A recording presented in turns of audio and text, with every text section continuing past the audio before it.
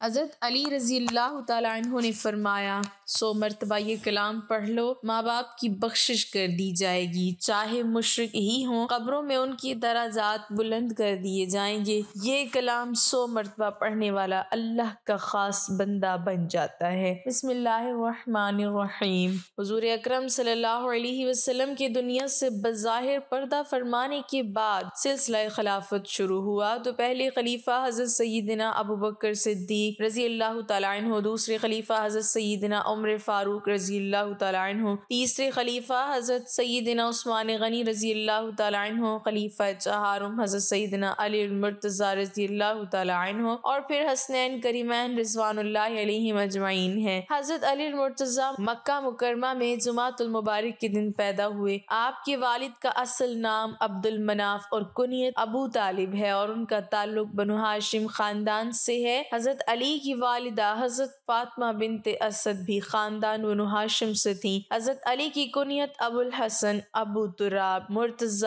اسد اللہ، حیدر کرار اور شیر خدا ہیں۔ آپ رضی اللہ تعالیٰ عنہ رسول اکرم صلی اللہ علیہ وسلم کے چچا ابو طالب کے صاحبزادے ہیں۔ جناب رسالت مآب صلی اللہ علیہ وسلم نے 5 سال کی عمر میں حضرت علی کو اپنے چچا ابو طالب سے اپنی پرورش میں لے لیا تھا۔ اس کے بعد آقائے دو جہان سرور کائنات صلی اللہ علیہ وسلم نے اپنی بیٹی حضرت فاطمہ رضی اللہ تعالیٰ عنہ کی شادی بھی حضرت علی رضی اللہ تعالیٰ عنہ سے کر دی۔ حضرت علی شیر خدا کی زندگی شجاعت و بہادری سے بھرپور ہے۔ آپ نے زندگی بھر دشمنان اسلام اور مشرکین کے خلاف جو جہاد کیا، تاریخ اسلام میں اس کی دوسری مثال نہیں دی جا سکتی۔ حضرت علی المرتضی خود فرمایا کرتے تھے کہ لڑائی کے میدان میں مجھے کوئی پرواہ نہیں ہوتی تھی کہ موت میری طرف آ رہی ہے یا میں موت کی طرف جا رہا ہوں۔ ان کی یہی بہادری اور بے خوفی تھی کہ اسد اللہ تعالیٰ کا شیر کے لقب سے مشہور ہوئے۔ ملک عرب میں یہودی اور بتوں کی پوجا کرنے والے لوگ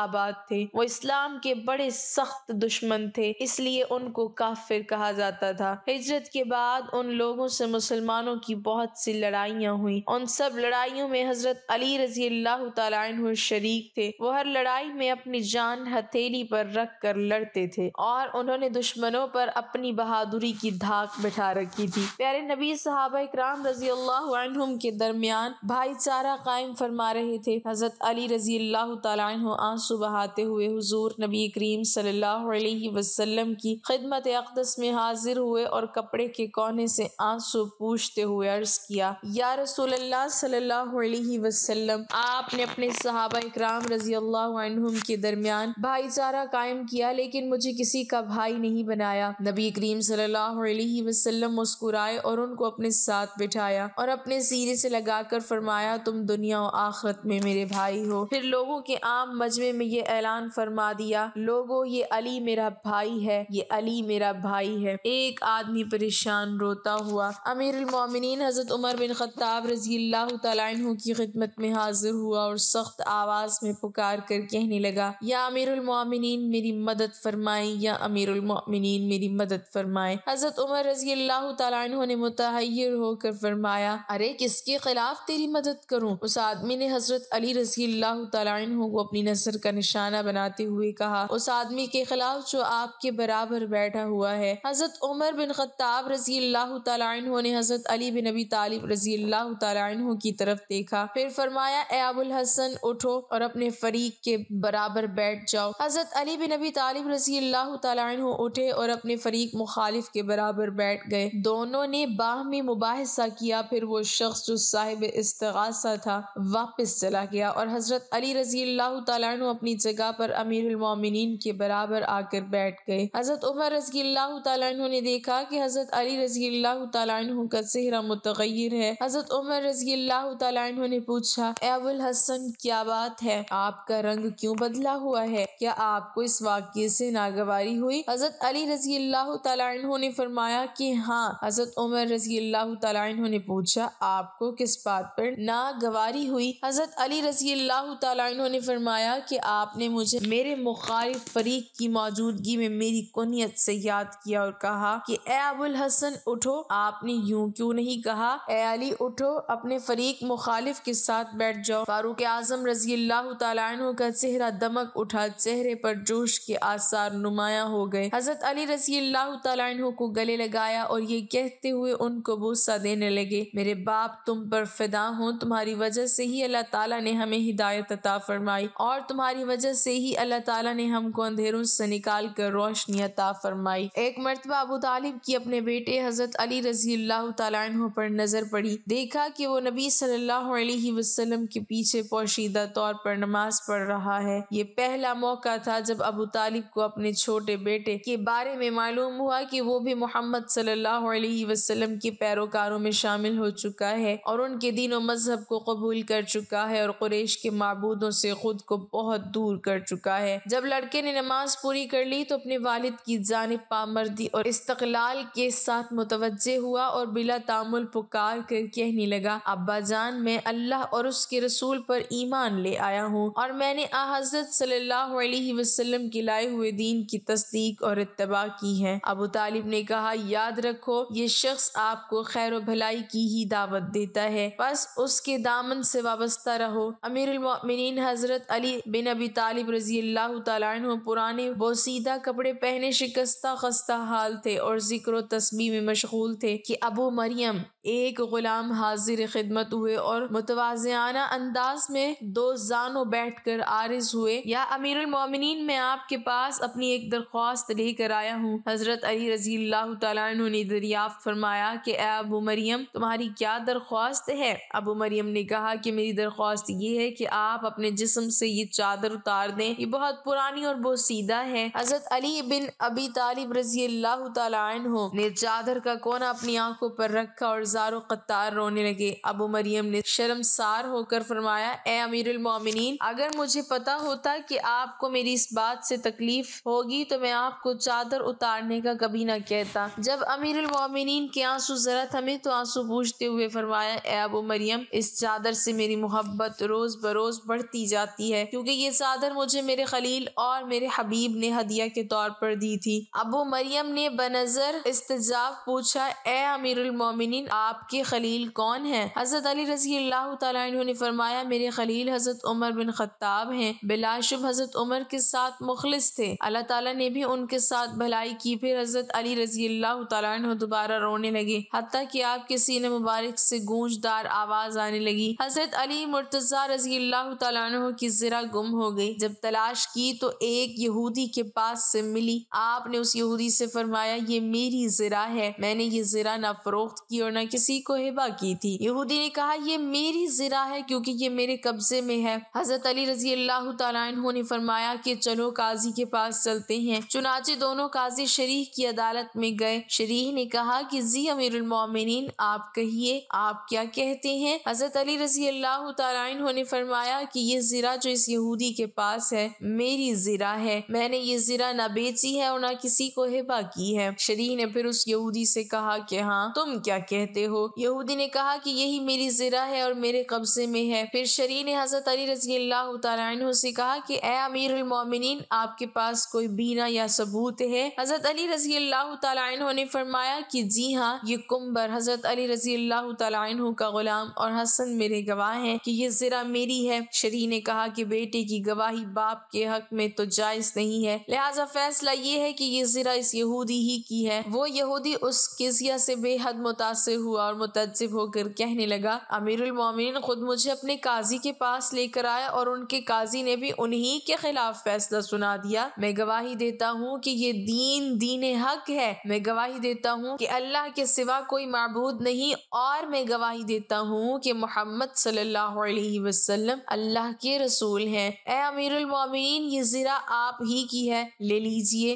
نبی کریم صلی اللہ علیہ وسلم نے ارشاد فرمایا کہ جس نے کسی نیک بندے سے مصافحہ کیا یا اس کے ساتھ گلے ملا تو اس پر جنت واجب ہو گئی، اور جس نے کسی عالم سے مصافحہ کیا تو وہ ایسا ہے کہ جس نے ان فرشتوں سے مصافحہ کیا جنہوں نے عرش اٹھایا ہوا ہے، بس اگر وہ اس عالم کے ساتھ بغل گیر ہو جائے تو اس کی مغفرت کر دی جاتی ہے اور بغیر حساب جنت میں داخلہ مل جاتا ہے۔ ناظرین، جو لوگ یہ کہتے ہیں کہ نبی کریم صلی اللہ علیہ وسلم کی شفاعت کچھ کام نہ آئے گی تو وہ یہ واقعہ ملاحظہ کر لیں۔ حضرت جابر بن عبداللہ رضی اللہ تعالیٰ عنہ سے روایت ہے کہ نبی کریم صلی اللہ علیہ وسلم کی خدمت کرنے والی ایک خادمہ تھی جس کا نام بریرہ تھا۔ اس کی ملاقات ایک آدمی سے ہوئی تو اس آدمی نے کہا کہ بریرہ اپنی زلفوں کو پردے میں رکھو، کیونکہ اللہ تعالیٰ کے ہاں حضرت محمد صلی اللہ علیہ وسلم تمہارے کچھ بھی کام نہ آئیں گے۔ بریرہ نے یہ معاملہ نبی رحمت صلی اللہ علیہ وسلم کی خدمت میں عرض کیا تو نبی کریم صلی اللہ علیہ وسلم اپنی مبارک چادر کو کھینچتے ہوئے تیز رفتاری کے ساتھ باہر تشریف لائے، اور ہم انصار لوگ نبی کریم صلی اللہ علیہ وسلم کی چادر کھینچنے اور آپ کے چہرے کے سرخ ہونے سے آپ کے ناراض ہونے کو سمجھ لیتے تھے۔ ہم ہتھیار اٹھائے آپ کی خدمت میں حاضر ہوئے اور عرض کی، یا رسول اللہ صلی اللہ علیہ وسلم، آپ جو چاہیں ہمیں حکم دیں، اور قسم ہے اس ذات کی جس نے آپ کو حق کے ساتھ بھیجا ہے، اگر آپ ہمیں ہماری اولاد یا ہمارے ماں باپ کے بارے میں بھی کوئی حکم دیں گے تو ہم اسے بجا لائیں گے۔ اسی وقت آپ صلی اللہ علیہ وسلم اپنے ممبر پر جلوہ افروز ہوئے اور اللہ سبحانہ و تعالیٰ کی حمد و ثنا بیان کی۔ اس کے بعد آپ صلی اللہ علیہ وسلم نے فرمایا، میں کون ہوں؟ ہم نے عرض کیا کہ آپ اللہ کے رسول ہیں۔ آپ نے فرمایا، ہاں، لیکن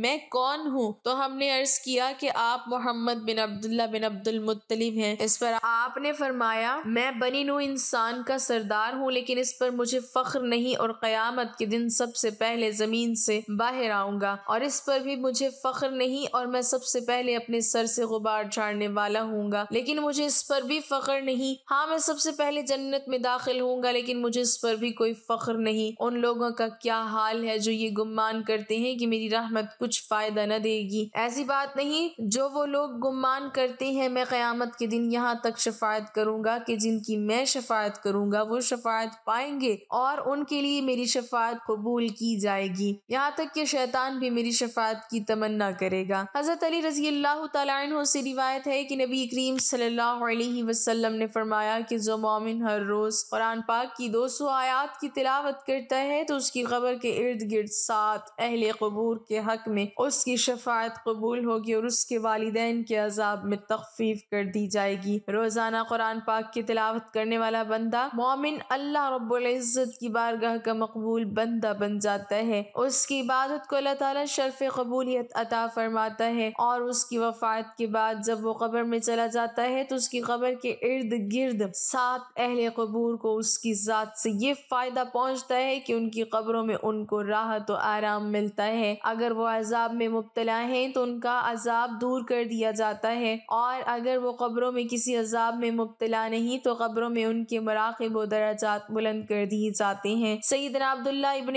عمر رضی اللہ تعالیٰ عنہما نے فرمایا، جو شخص رات میں 10 آیات پڑھے تو وہ غافلین میں نہیں لکھا جائے گا، اور جو 100 آیات پڑھے گا وہ قانتین میں لکھا جائے گا، یعنی جو لوگ اللہ کے فرما بردار ہوتے ہیں، اور جو 200 آیات پڑھے وہ فائزین میں لکھا جائے گا، یعنی کامیاب و کامران لوگوں میں اس کا شمار ہوگا۔ حضرت علی رضی اللہ تعالیٰ عنہ روایت کرتے ہیں کہ رسول اللہ صلی اللہ علیہ وسلم سے ایک روز ایک اعرابی نے حاضر ہو کر سوال کیا، نبی صلی اللہ علیہ وسلم خاموش رہے، پھر سوال کیا، آپ خاموش رہے، پھر سوال کیا تو آپ نے خاموشی اختیار فرمائی، چوتھی بار جب سوال پوچھا تو آپ نے جھڑکنے کے سے انداز میں فرمایا، اے اعرابی، جو چاہے مانگ لے۔ ہمیں اس اعرابی پر رشک ہوا، ہم نے دل ہی دل میں سوچا کہ اب یہ اعرابی حضور سے جنت مانگے گا۔ اعرابی نے کہا، میں آپ سے سواری کا اونٹ مانگتا ہوں۔ فرمایا، اسے اونٹ دے دو۔ وہ پھر کہنے لگا کہ مجھے زاد راہ چاہیے، تو آپ نے اسے زاد راہ دے دیا۔ حضرت علی فرماتے ہیں کہ ہمیں اس کے ان سوالوں پر تعجب ہوا۔ نبی کریم صلی اللہ علیہ وسلم نے فرمایا، کتنا فرق ہے اس اعرابی کی مانگ اور بنی اسرائیل کی بڑھیا کے سوال میں۔ پھر نبی کریم صلی اللہ علیہ وسلم نے اس بڑھیا کا ذکر فرمایا کہ جب حضرت موسیٰ علیہ السلام کو دریا اترنے کا حکم ہوا، آپ دریا کے کنارے تک پہنچے تو سواری کے جانوروں کے منہ خود بخود اللہ کی جانب سے پھیر دیے گئے کہ خود بخود پلٹ آئے۔ موسیٰ علیہ السلام نے عرض کی کہ الہی، یہ کیا مقابلہ ہے؟ تو اللہ سبحانہ و تعالی نے فرمایا کہ تم حضرت یوسف علیہ السلام کی قبر کے پاس ہو، ان کا جسم مبارک اپنے ساتھ لے لو۔ وہاں حضرت موسیٰ علیہ السلام نے لوگوں سے دریافت کیا کہ اگر تم میں سے کوئی یوسف علیہ السلام کی قبر کے بارے میں جانتا ہے تو بتا دیں۔ لوگوں نے کہا کہ شاید بنی اسرائیل کی ایک بڑھیا کو اس بارے میں معلوم ہو۔ آپ نے اس کو بلا بھیجا اور فرمایا کہ کیا تجھے یوسف کی قبر کے بارے میں معلوم ہے؟ اس نے کہا ہاں۔ آپ نے فرمایا کہ بتاؤ، تو اس بڑھیا نے کہا کہ نہیں بتاؤں گی، خدا کی قسم جب تک آپ مجھے وہ نہ دیں جو میری ضرورت ہے تب تک میں نہیں بتاؤں گی جب تک میرا سوال پورا نہ کیا جائے۔ حضرت موسیٰ علیہ السلام نے فرمایا کہ تیری عرض قبول ہوئی۔ تو اس نے کہا کہ میں آپ سے یہ مانگتی ہوں کہ جنت میں آپ کے ساتھ رہوں اسی درجے میں جس میں آپ ہوں گے۔ فرمایا کہ صرف جنت مانگ لے۔ بڑھیا نے کہا کہ خدا کی قسم میں نہ مانوں گی سوائے اس کے کہ میں آپ کے ساتھ رہوں۔ حضرت موسیٰ علیہ السلام اسے قائل کرنے کی کوشش کرتے رہے کہ وحی نازل ہوئی کہ موسیٰ یہ جو مانگ رہی ہے اسے عطا کر دو کہ اس میں تمہارا کچھ بھی نقصان نہ ہوگا۔ لہٰذا موسیٰ علیہ السلام نے جنت میں اسے اپنی رفاقت عطا فرما دی اور اس نے بھی قبر کا پتہ بتا دیا۔ تب حضرت موسیٰ علیہ السلام نے حضرت یوسف علیہ السلام کا جسد اقدس ساتھ لے لیا اور دریا پار کر گئے۔ ایک قاضی اور جج کی زندگی میں بسا اوقات ایسے پیچیدہ مقدمے بھی آ جاتے ہیں جن کا حل انتہائی مشکل اور دشوار نظر آتا ہے۔ دراصل اس طرح کے مقدمات اس بات کا فیصلہ بھی کر دیتے ہیں کہ قاضی کن صلاحیتوں کا حامل ہے اور عقل و دانش کے کس بلند رتبے پر فائز ہے۔ آئیے شیر خدا حضرت سیدنا مولا علی رضی اللہ تعالیٰ عنہ کے کچھ دلچسپ اور مشکل فیصلوں کو ملاحظہ کیجیے اور دیکھیے کہ آپ کے فیصلوں نے کس طرح پریشان حالوں کی پریشانی حل کی، دکھیاروں کا دکھ دور کیا اور آزمائش میں گھر جانے والوں کو آزمائش سے نکالا۔ یمن کے ایک آدمی نے اپنے لڑکے کو سفر پر بھیجا تو اس کے ساتھ ایک غلام بھی روانہ کیا۔ راستے میں کسی بات پر دونوں میں جھگڑا ہو گیا۔ کوفہ پہنچ کر غلام نے دعویٰ کر دیا کہ یہ لڑکا میرا غلام ہے اور میں اس کا آقا ہوں۔ یہ کہہ کر اس نے لڑکے کو بیچنا چاہا۔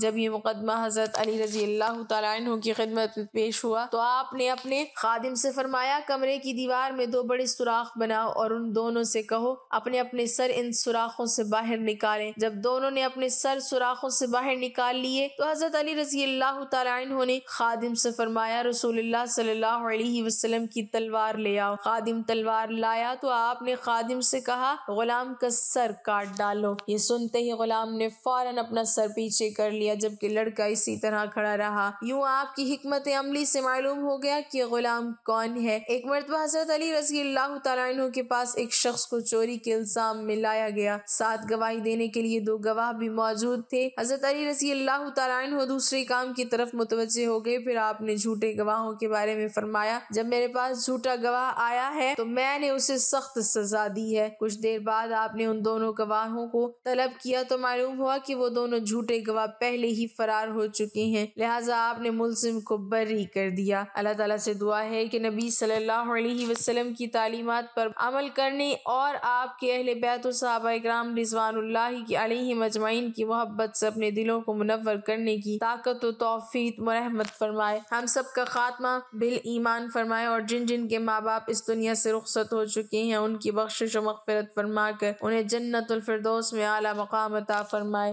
آمین یا رب العالمین۔ ناظرین کمنٹ باکس میں اللہ تعالیٰ کے 99 ناموں میں سے ایک نام ضرور ٹائپ کریں۔